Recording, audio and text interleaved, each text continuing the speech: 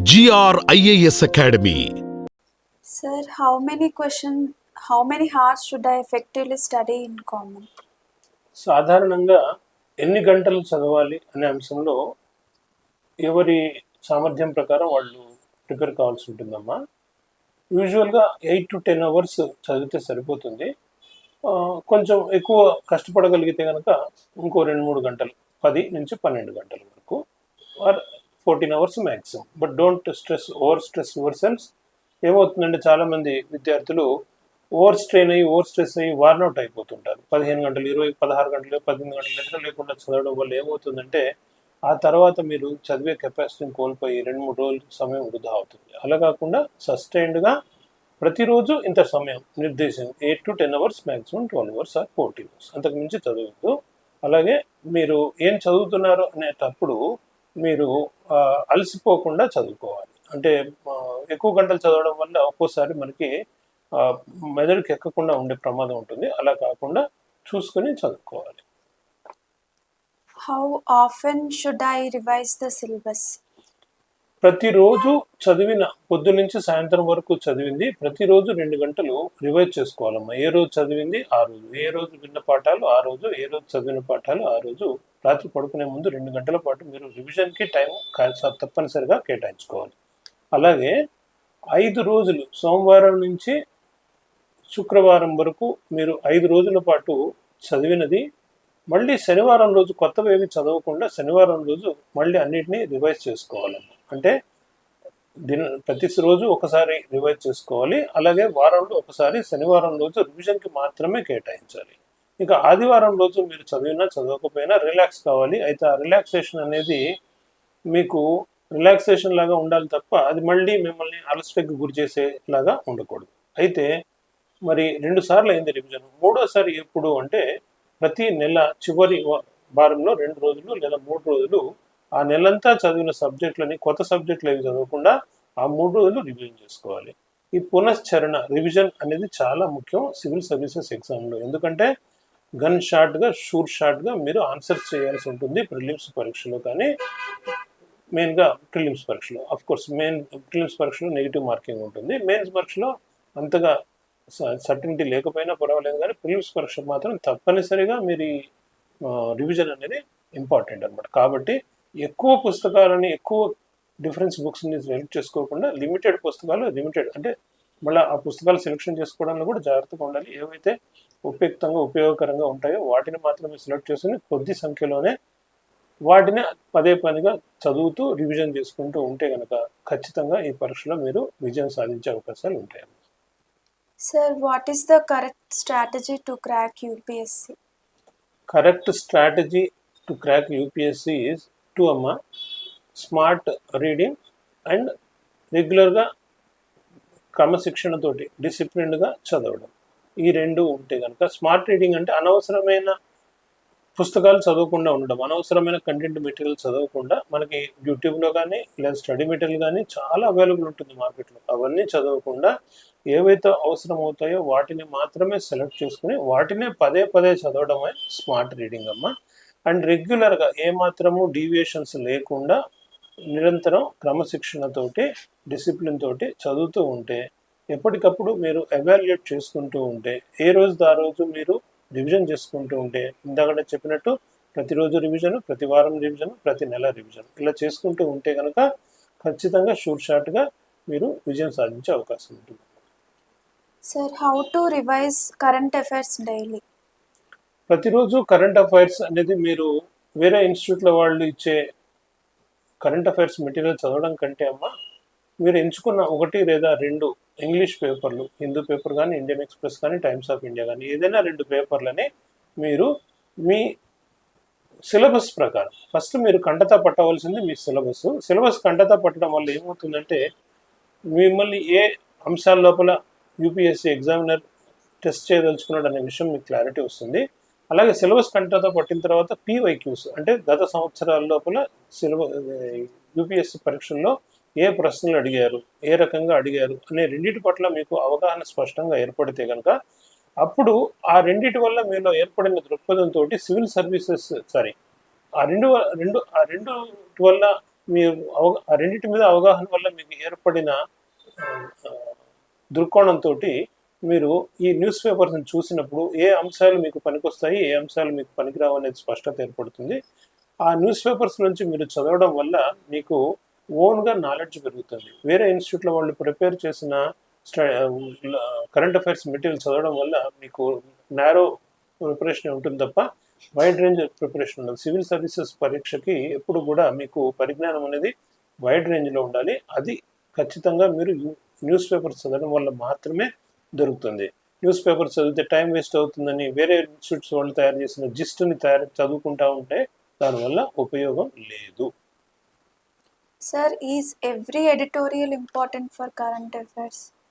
Same answer అమ్మా. మీరు ఒకసారి కనుక మీ సిలబస్ని చూసుకుంటే, అలాగే పీవైక్యూస్ని చూసుకుంటే ఏ రకంగా యూపీఎస్సి ఎగ్జామినర్ ప్రశ్నలు అడుగుతున్నాడు అని మీకు స్పష్టత వస్తుంది కదా. ఆటోమేటిక్గా you will be able to decide whether the given editorial will be important or not. మీ సిలబస్ లోపల రిలేటెడ్గా ఉందా లేదా అనేది మీరు చూసుకుంటే ఆటోమేటిక్గా స్పష్టత వచ్చేస్తుంది. What is the role of optional subject in UPSC? Optional చాలా ఇంపార్టెంట్ అమ్మా, ఎందుకంటే 500 మార్కులు ఉంటాయి. సాధారణంగా యూపీఎస్సి మెయిన్స్ పరీక్ష అంటే మనం ప్రిలిమ్స్ క్లియర్ అయిన తర్వాత మెయిన్స్కి వచ్చేసరికి 1750 మార్కులు ఉంటాయి 7 సబ్జెక్టులలో 7 పేపర్లలో. ఇందులో మీరు 850 నుంచి 900 మార్కులు స్కోర్ చేయాల్సిన అవసరం ఉంటుంది. జిఎస్ 1, 2, 3 ఈ 3 పేపర్లు కనుక మీరు చూస్తే హయ్యెస్ట్ టాపర్స్ అంటే నంబర్ 1 ర్యాంక్ పొందిన వాళ్ళని గత 10-15 ఏళ్ళుగా మీరు గమనిస్తే పరిశీలిస్తే వాళ్ళకి వచ్చిన మార్కుల్ని ఎవరు కూడా 100 నుంచి 110 యావరేజ్ దాటి రాలేదు ఈ 3 పరీక్షల్లో, ఈ 3 పేపర్లు. కాబట్టి జిఎస్ 1, 2, 3లో ఎట్ ద మ్యాక్సిమం మీరు 300 to 325 దాటి స్కోర్ చేయలేరు. మరి మిగిలిన 550 నుంచి 600 మార్కులు అనేవి మీరు స్కోర్ చేయగలిగింది దేంట్లో అంటే ఎస్ఏ పేపర్లో, ఎథిక్స్ పేపర్లో అండ్ ఆప్షనల్ పేపర్లో. సో ఆప్షనల్ అనేది చాలా ముఖ్యమైనది. 500 మార్కులు ఉంటాయి ఆప్షనల్ పేపర్లో. దీంట్లో 300 మార్క్స్ కనుక మీరు స్కోర్ చేయగలిగితే మిగతా 2 ఎస్ఏ ఎథిక్స్లో కనుక రెండిట్లోనూ ఒక్కోదానికి 250 మార్కులు ఉంటాయి. వాటిలో 150 మార్కులు చొప్పున మొత్తం మీద 600 మార్కులు ఈ 4 E2 O2 అంటారు. వీటిలో స్కోర్ చేయగలిగితే మీరు క్లియర్గా మెయిన్స్ పరీక్షలో నుంచి మంచి మార్కులతోటి ఇంటర్వ్యూకి క్వాలిఫై కాగలుగుతారు. How to manage the timings for each subject while preparing prelims? ప్రిలిమ్స్కి సంబంధించినంత వరకు అమ్మ మీ మెయిన్ కోచింగ్ అనేది డిసెంబర్ వరకు పూర్తి అయిపోయిన తర్వాత మీకు 5 నెలల టైం ఉంటుంది. ఆ 5 నెలల టైం లోపల మీకు ఏవైతే ముఖ్యమైన టాపిక్స్ ఉన్నాయో main subjects, core subjects 8 topics ఉంటాయి. ఆ 8 టాపిక్స్కి వాటికి వచ్చే మార్కుల ప్రకారంగా మీరు టైం రోజు కొంత కేటాయించుకుని ఈ సబ్జెక్ట్ని ఇన్ని గంటలు చదవాలి, నేను రోజుకి ఇన్ని గంటలు చదవగలుగుతున్నాను, ఇన్ని గంటలు చదువుతుండడం లోపల ఈ సబ్జెక్ట్కి ఇంత టైం కేటాయించగలను. అది ఒక రోజు షెడ్యూల్లో 8 సబ్జెక్టులు పూర్తి చేస్తారా లేదా 2 రోజుల షెడ్యూల్లో 8 సబ్జెక్టులు పూర్తి చేస్తారో మీ ఇష్టం. ఆ ప్రకారంగా మీరు కనుక ప్రిపేర్ అయితే ఏ సబ్జెక్ట్ని వదలకుండా ప్రిపేర్ అయితే తప్పనిసరిగా మీరు క్లియర్ చేసే అవకాశం ఉంటుంది. What are the books to prepare for UPSC మీకు ప్రిలిమ్స్ అండ్ మెయిన్స్? ప్రిలిమ్స్ కైనా మెయిన్స్ కైనా అవే పరీక్షలు ఉంటాయమ్మా. కాకపోతే ప్రిలిమ్స్ సంబంధించి వచ్చేసరికి ఎన్సీఆర్టీ అనేది చాలా ఇంపార్టెంట్ అమ్మా. ఎన్సీఆర్టీ అండ్ పీవైక్యూస్ ఇవి మీకు ప్రిలిమ్స్ పరీక్ష లోపల దాదాపుగా సగం కష్టాన్ని గట్టెక్కిచ్చేస్తాయి. ఇక మెయిన్స్ కైనా ప్రిలిమ్స్ కైనా కామన్ మెటీరియల్ మీరు గమనిస్తే కనుక రిఫరెన్స్ మెటీరియల్ ఏ యూట్యూబ్ ఛానల్ చూసినా మీకు దొరుకుతుంది, ఏ ఇన్స్టిట్యూట్ రిఫరెన్స్ మెటీరియల్ చూసినా మీకు దొరుకుతుంది. ఉదాహరణకి పాలిటీ ఉందనుకోండి, లక్ష్మీకాంత్ అని ఇలా ఉంటాయి. దానికి ఏ సబ్జెక్ట్ ఆ సబ్జెక్టు మీకు రిఫరెన్స్ మెటీరియల్ దొరుకుతుంది. ఏది తీసుకున్నా ఎక్కువ సబ్జెక్ట్స్ తీసుకోకుండా ఒక రిఫరెన్స్ బుక్, ఒక రిఫరెన్స్ లేదా మ్యాక్సిమం 2 అంతకు మించి తీసుకోవద్దు. How to start mains answer writing? Mains answer writing అనేది it depends upon your speed of presentation skills అమ్మా. మీరు ప్రతిరోజు కూడా ఇందాక చెప్పినట్టుగా ఉదాహరణకి 2027లో కనుక మీరు పరీక్ష రాస్తుంటే కనుక 26 జనవరిలో ప్రిపరేషన్ మొదలు పెడితే ప్రతిరోజు మీరు నెమ్మదిగా రోజు 1 నిమిషం, 2 నిమిషాలు, 3 నిమిషాలు, 5 నిమిషాలు, 10 నిమిషాలు ఇలా పెంచుకుంటూ పోండి. వారానికి ఒకసారి మీరు 3 గంటల టైం పెట్టుకుని ఆ 3 గంటల టైం లోపల ఎన్ని పేజీల ఆన్సర్ రాయగలుగుతున్నారు అర్థవంతంగా, రిలేటెడ్ మెటీరియల్, మళ్ళీ ఇర్రెలెవెంట్ మెటీరియల్ కాకుండా అంటే ప్రీవియస్ ఇయర్ క్వశ్చన్ ముందర పెట్టుకుని మెయిన్స్ పరీక్షకు సంబంధించి ఆ సబ్జెక్ట్ ఆన్సర్ 3 గంటల లోపల ఎలా రాయగలుగుతున్నారు అనేది వారానికి వస్తారో లేదా 15 రోజులకు వస్తారో టెస్ట్ చేసుకుంటూ మీ స్పీడ్ని, మీ ప్రెజెంటేషన్ స్కిల్స్ని డెవలప్ చేసుకుంటూ వెళ్ళాలి. అది నిరంతర పరిశ్రమతోటి సాధనతోటి వచ్చే విషయం అమ్మా. స్లోగా you can develop it. Sir, how to complete the vast syllabus on time? Vast syllabus ఉన్నమాట నిజమేనమ్మా. అలాగే వ్యాస్ట్ ప్రిపరేషన్ టైం కూడా మీకు ఉంది. దాదాపు 16 నెలల పాటు మీరు ప్రిపేర్ కావచ్చు. ఆ 16 నెలల లోపల మీరు సబ్జెక్ట్ని, సిలబస్ని, మైక్రో టాపిక్స్ని మీరు ఐడెంటిఫై చేసుకుని డివైడ్ చేసుకుంటే కనుక ఇదిగో ఈరోజు ఈ పాఠ్యాంశాలు నేను పూర్తి చేయాలి అని ఎప్పటికప్పుడు మీరు ప్రణాళిక ప్రకారం పెట్టుకుంటే కనుక మీరు easily you can complete the syllabus in 8 to 10 months time అమ్మా. ఆ తర్వాత ఈజీగా రివిజన్ టైం పెట్టుకోవచ్చు. Sir, is handwriting important for mains exam? తప్పనిసరిగా అమ్మా. ఎందుకంటే ఫస్ట్ ఎగ్జామినర్ చూసేది మీ హ్యాండ్ రైటింగే కదా. మీ ఆన్సర్ చూసినప్పుడు తర్వాత చదివిన తర్వాత కంటెంట్ తెలుస్తుంది. సో హ్యాండ్ రైటింగ్ అనేది లిజిబుల్గా ఉండాలి, చదవడానికి వీలుగా ఉండాలి, వీలైనంత వరకు అందంగా ఉండాలి, గుండ్రంగా రాయగలడానికి ప్రయత్నించాలి. You can develop it. అదే పెద్ద బ్రహ్మ విద్యం కాదు, సాధనమైన సమకూరు పనులు ధరలోన అని. You can develop handwriting, neat handwriting very easily. Sir, is personal notes are crucial for revision? ఎప్పుడైనా సరే వేరే వాళ్ళు తయారు చేసిన నోట్స్ని మనం రివిజన్ లోపల చదవాలంటే టైం పడుతుందమ్మా. అలా కాకుండా పర్సనల్గా మనం ప్రిపేర్ చేసుకుంటే కనుక నోట్స్ మనకి అది రివిజన్ లోపల మనం చేసిన నోట్స్ కాబట్టి మనకి చాలా తేలిగ్గా అర్థమవుతూ మనకి ప్రిపరేషన్ చాలా ఉపయోగకరంగా ఉంటుంది. చాలా ముఖ్యమైన అంశం అమ్మా personal notes. 100% it is necessary for you to prepare your own notes for the civil services exam preparation. Sir, when to start mock tests and previous questions paper? Once you have completed your syllabus preparation and once you are through the first revision around February, March, then you can start the mock test. Or even mock test can be written right from during your preparation also. Subject wise గా, topic wise గా చాలా coaching institutes mock test conduct చేస్తూ ఉంటాయి.